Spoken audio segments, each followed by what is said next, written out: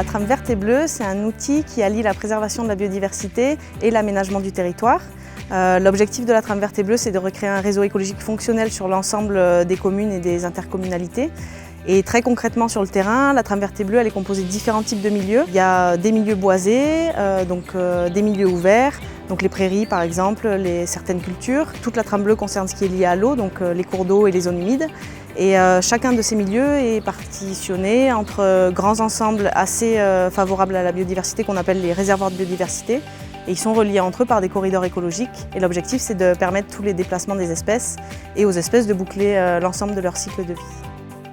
Si on travaille sur la sous-trame des milieux plutôt boisés, on a les deux grands réservoirs qui sont de part et d'autre, donc les grands ensembles boisés. Et en fait, l'idée, c'est qu'au milieu, pour une espèce qui a besoin du milieu boisé pour se déplacer, elle puisse trouver son bonheur dans cet espace-là. Les élus ont la possibilité, s'ils le souhaitent, mais en dehors du PLUI, de mettre en place des mesures particulières comme les acquisitions foncières ou la gestion par des organismes privés de certains terrains qui ont un intérêt pour la biodiversité.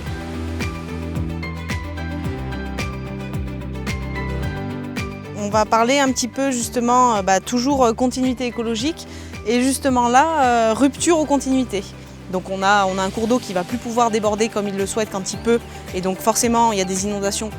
Les bénéfices de la trame verte et bleue pour le territoire, on l'a vu dans la journée d'aujourd'hui, c'est de pouvoir mettre en continuité des espaces qui aujourd'hui sont souvent séparés les uns des autres et cette séparation, cette fragmentation de l'espace à travers nos constructions, notre habitat, nos voiries, etc.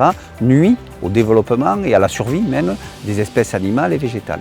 Donc aujourd'hui on a la chance d'avoir une démarche autour des PLUI, des projets de développement. C'est peut-être l'occasion de se poser la question de bien maintenir ces canaux par lesquels les espèces peuvent se déplacer, se nourrir, se reproduire et continuer à vivre dans notre territoire.